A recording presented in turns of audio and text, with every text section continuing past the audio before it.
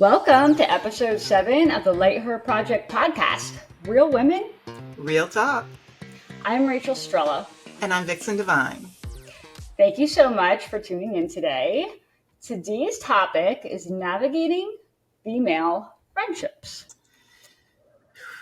Now, Can be a little tough. why are we dedicating an entire podcast to this topic? Well, females, we tend to be a little catty, and we need to know how to not be so catty. There can be problems with it's worth an entire podcast. Let's go. When we go into it, you'll see why. Yeah, it's the truth. And it can be tricky. And not just, our age at any stage of life, to have female friendships. One of the questions that's been asked of us from my team is, have they changed over time? Your friendships, the quality and quantity. And I would say yes, it did. And I think more so as I changed.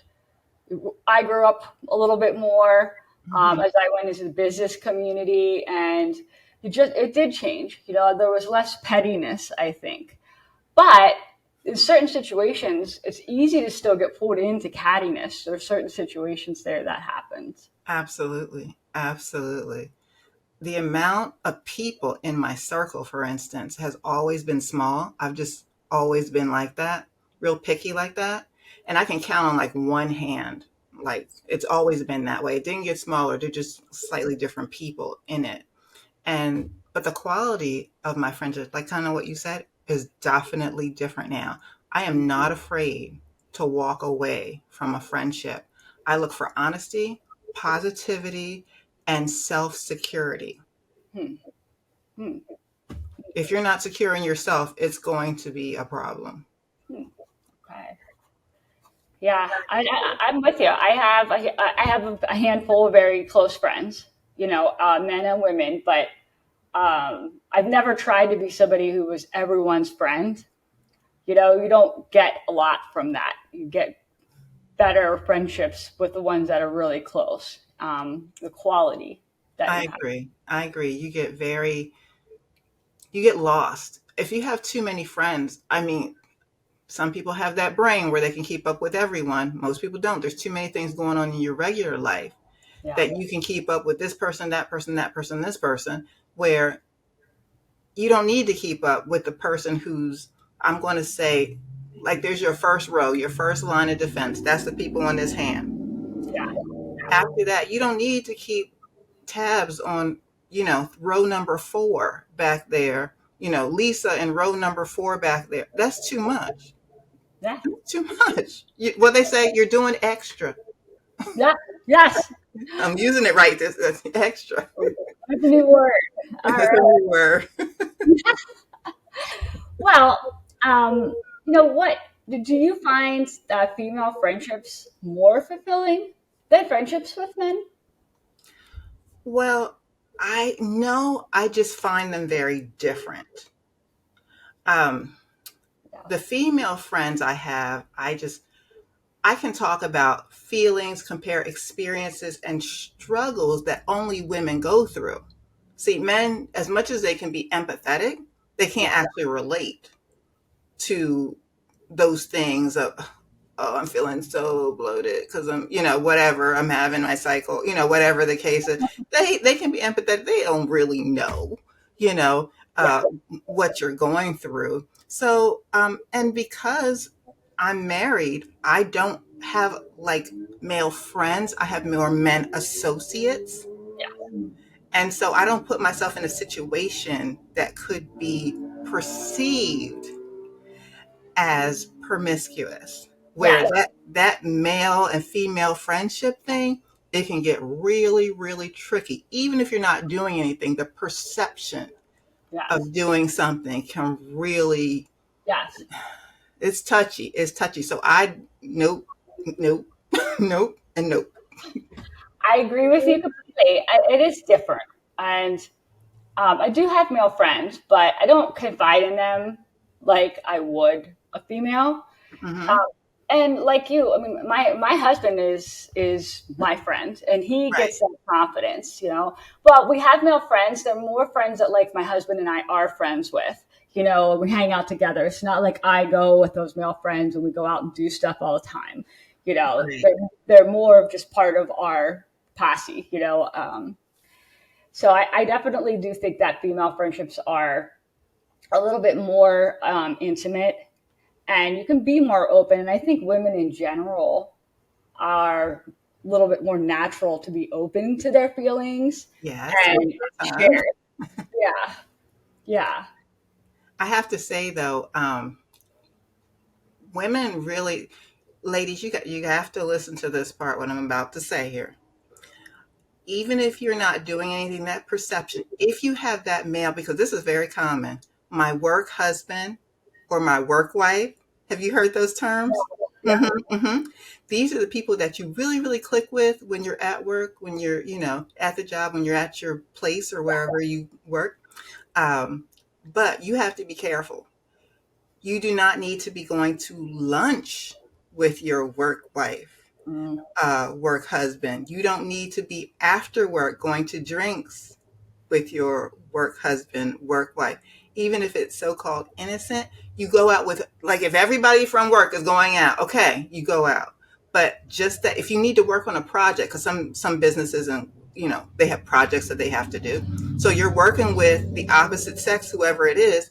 You don't go out for dinner and talk about it over dinner. Oh no, you don't. No, no, don't do that. uh, if you need to work late, then you go home where your husband is in the living room where he can freely walk back and forth. You don't go somewhere else. You give them that respect and that layer of comfort. So yes, you got to know that in these male female relationship friend things, you keep it as transparent as possible. yes, yep. I totally agree with you. You know, when I was in college, I wasn't married. That was different. You know, we Right. were you'd hang out with everybody. You hang out with a group. You know, it's different. When you're married, it's just different. Or when you're in a committed relationship as well. Yes, The committed relationship is, if you have that commitment, that's the same thing. You have to have that respect for the other person. Don't leave, don't leave room for questioning. yes. And they might not question you, but that's building up in their head. I can guarantee it. Oh, I If guarantee it. they, if they don't ask, they're still right here. She been hanging out with John a lot. Yes. So, how do we balance your friendships with everyday life? I know for me, my friendships are already weaved into my life. They're colleagues or they're service providers. You know, they offer a massage or they my hair or whatever it is. So I'm seeing them on that time. That's kind of self care or self necessity, whatever it might be. And then I also have couple stuff. Like I have people that are friends with us and they're couples. So we can weave all of that in too. That makes it easier, honestly, when you have friends like that who kind of double up. Yeah. That hair appointment might go a little bit longer, or Yeah. that, Yeah. massage, you might take a little bit longer on that, that sort of thing. But Mhm. for me, I know that my friends know that I'm busy all the time. So they're okay with what I call waiting in queue in Mhm. my life, Yes. because they understand that I'm not necessarily going to answer right away, but they're okay with that. They understand that it's not that I didn't see you, you know, but I'm doing this and I'm doing that and I'm doing that. So, but I'll get there. Yes. And so, because they have their own lives too, and that helps too. With somebody that it's a mismatch, just a mix, it just doesn't work. If you have a friend that basically doesn't really have a busy life and you're busy, because they're kind of waiting on you to answer that to answer that text. They are sitting, but you don't have time right then, but they do.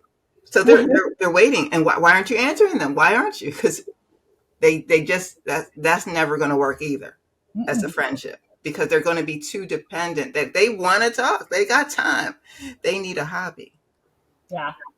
and you're not it. Yeah. Yeah, you're right. And I've got a variety of friends, some that don't work anymore. Some that are stay-at-home moms, some that work part-time, some that own their own business and have children. It's all about respect, for other person's time. When you realize that another person might just be a lot busier than you, it's not like we're throwing shade or anything like that, because we're not getting back to them because we're busy. Right. And you know what? If they understand that, then it'll be okay. They don't actually they don't have to work. They don't have to, have kids. They don't have to be busy. But if they do, like you said, respect, but that understanding as well, that it's okay that they're not going to get back to you. We're not going to get back to them right away, and they're okay with that, then it'll be fine. Yep. Yeah, exactly. But I've seen people that almost are clingy, you know, clingy to the other person. Like, Yeah. it's exhausting if you're not that kind of person. You know what I mean? It has to be both ways. Like, we're hanging on the phone because blah, I got a couple hours. Yeah, blah blah blah. Blah, blah, blah. Yeah, I don't have that. Yeah. Yeah, that's where the balance does get tricky, because then the friendship feels like work. Yes, Yeah, yes, that's a very good way to put it. And yeah. I don't need another job. Mm-hmm. Yep, I hear ya. Here you go. So, why do you think some people have negative experiences with female friendships, and why do they get characterized and stereotyped in this way? Well, I think most people just see what's on the surface of the other people. Like, this is what they do.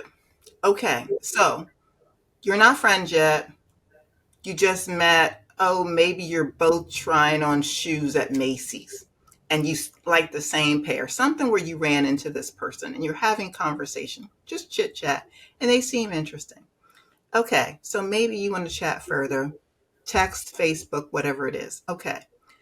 What they've done is they've judged someone basically on what they're wearing, how they spoke in like 5 minutes.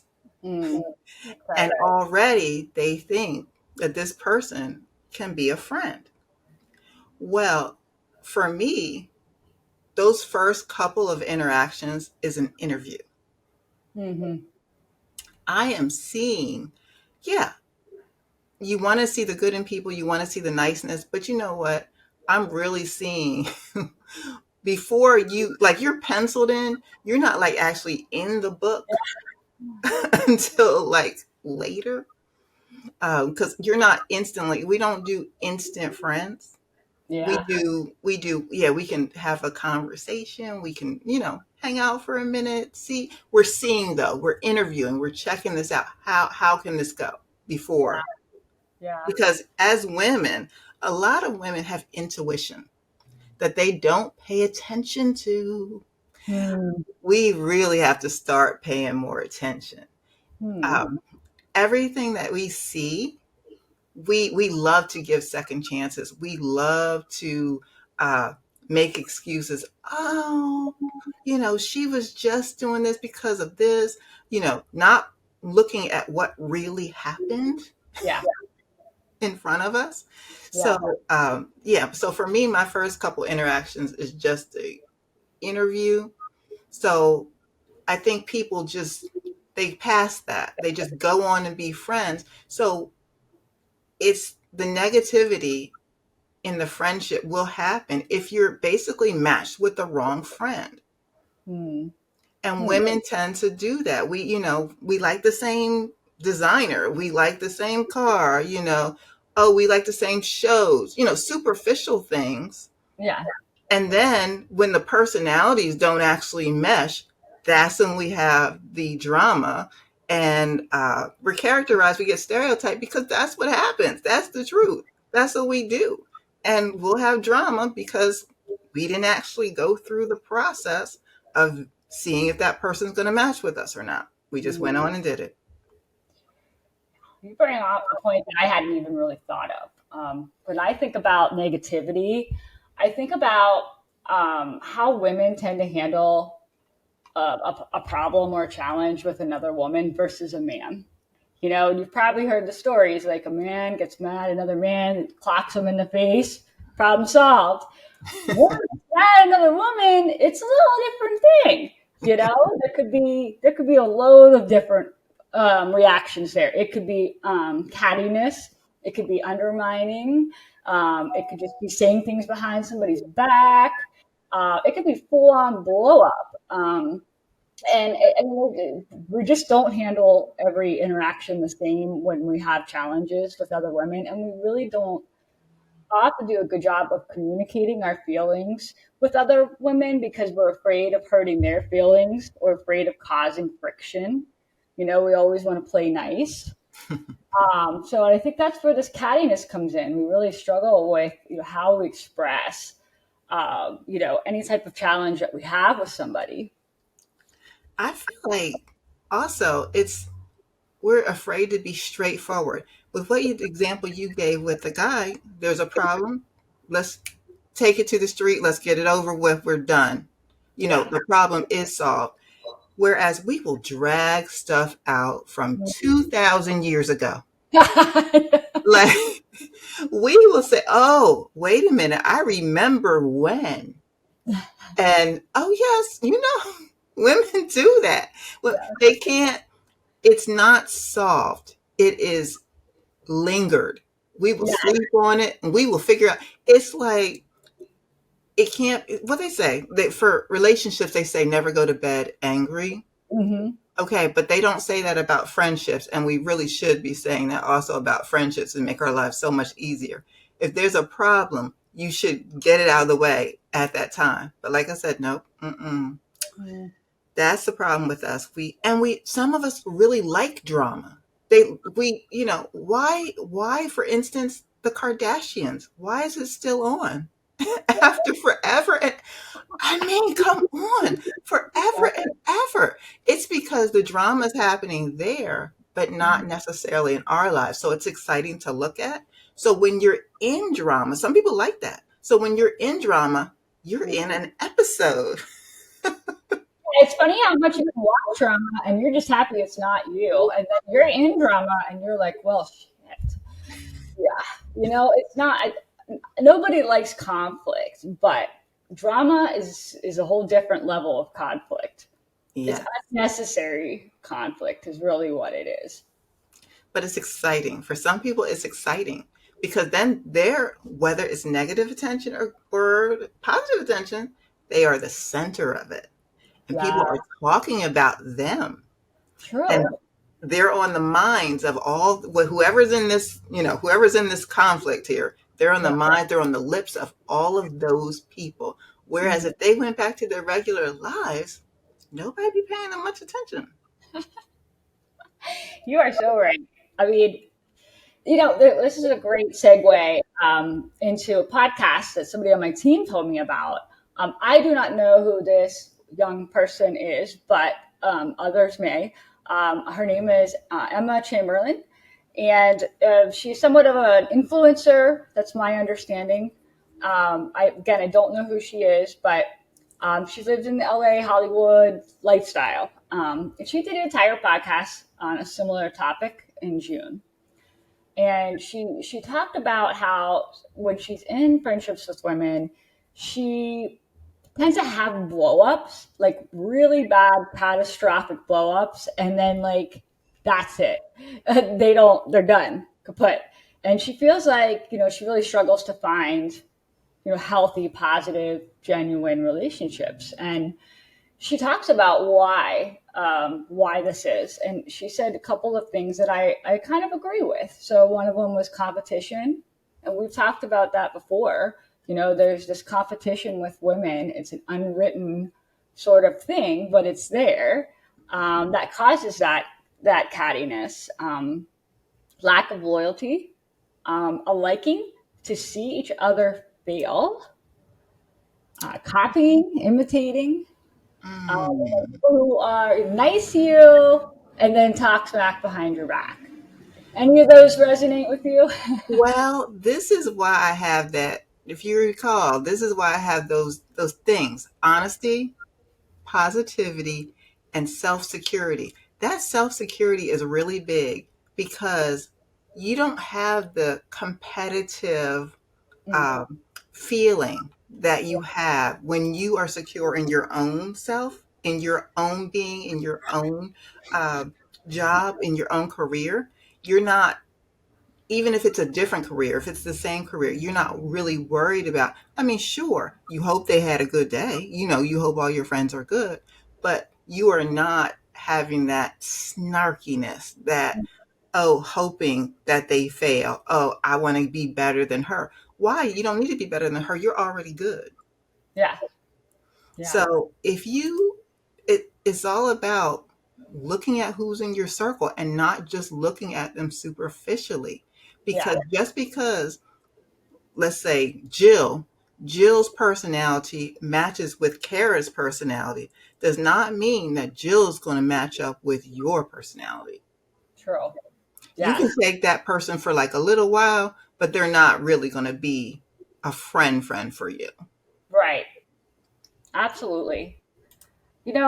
She talks more in this podcast about what she's learned over time from these friendships that didn't work out. And she's older, so she's trying to be a better friend. And she's like us; she's learned quality over quantity. But she shares that she's worked on herself to become a better friend, building confidence. Walking away from friendships that aren't healthy anymore, um, and that goes to your self security and surety, that you have with what you look for in other women friends. Because, if somebody has really low self esteem or low self confidence, they are going to compare themselves to you, and they will bring up catty, petty things, because they're feeling insecure. And they wonder why. If someone's like that, they start with the uh, why not me? Because if you're secure and you're doing fine and that's the person who has, oh, I don't know what the it car is, everyone. I'm just going to pick one. Okay. So say you have a Lincoln Continental. I know that's a car. So you have a Lincoln and they have a Honda, you know, and they very well may say, well, why does she have that? Why not me? Because this friend is not doing so well, but that's not why you're her friend. You're her friend strictly for personality because you get along. But if she has that um, insecurity in herself, she's going to start comparing. You ever heard of keeping up with the Joneses?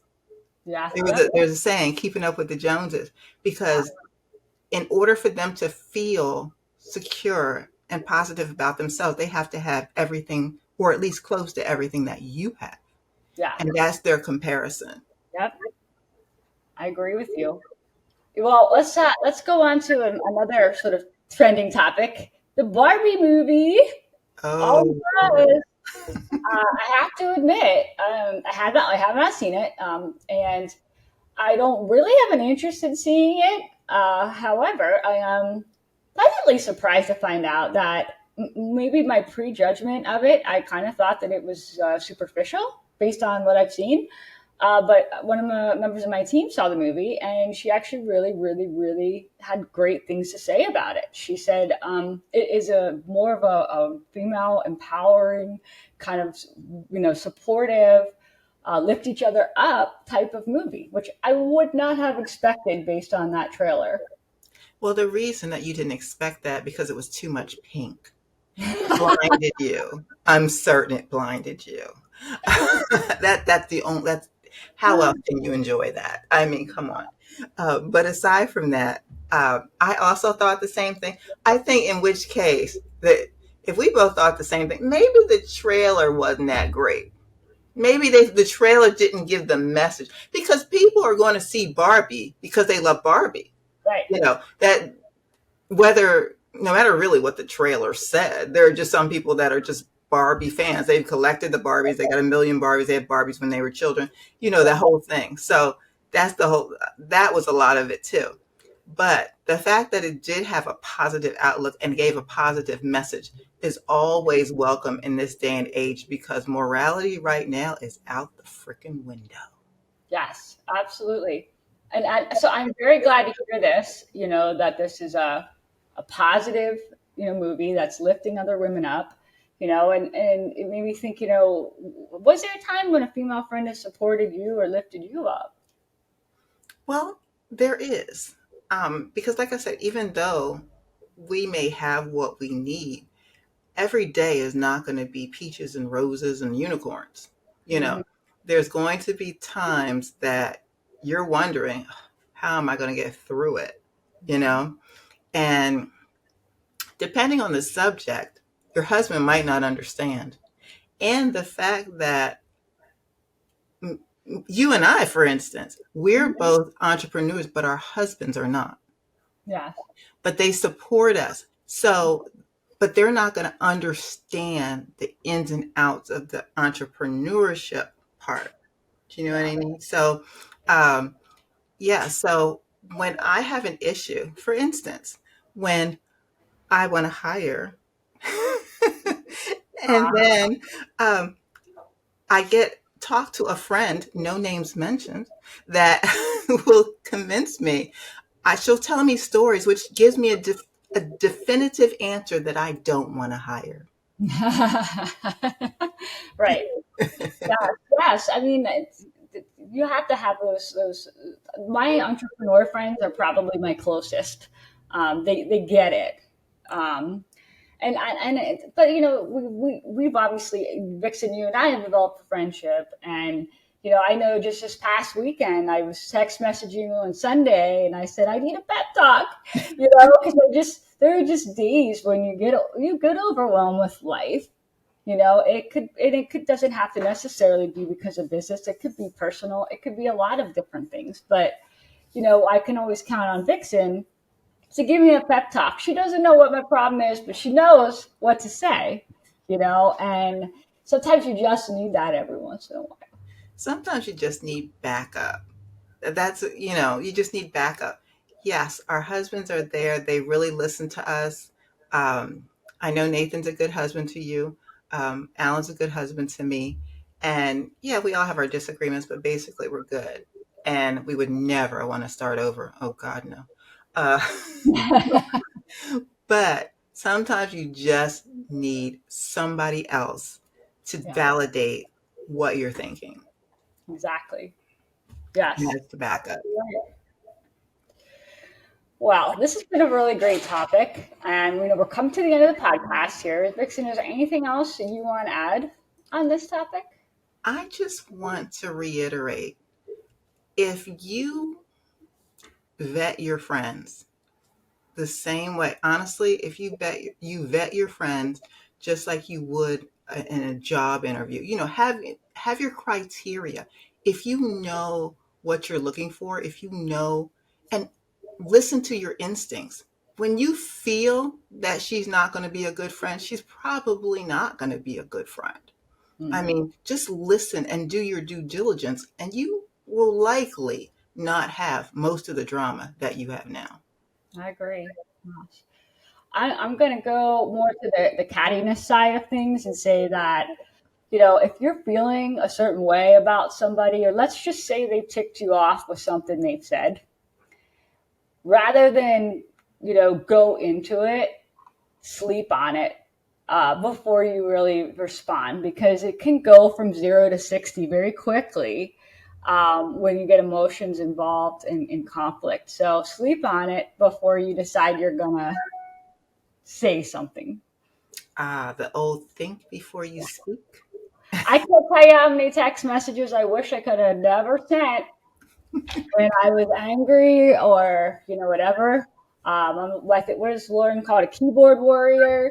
I've learned just like, ah man, why did I do that? I should have just let it go for the night and came back to it the next day where I was feeling less emotional about it. Because a lot of times you just need to have compassion. Not everybody is thinking about, gee, how can I not offend somebody? They're just being them, and they probably didn't mean any ill harm, but it's easy for us to misinterpret feedback?